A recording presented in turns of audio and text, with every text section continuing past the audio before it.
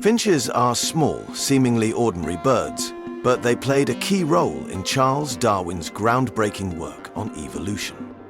During his voyage to the Galápagos Islands in 1835, Darwin observed 13 species of finches, each with uniquely shaped beaks. These variations were adaptations to their specific diets.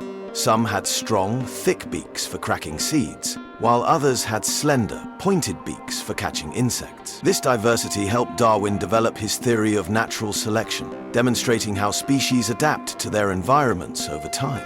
Found mostly in the Galapagos, finches are still studied by scientists today to understand how species evolve and adapt. Small yet mighty, these birds have left an enduring legacy in the world of biology.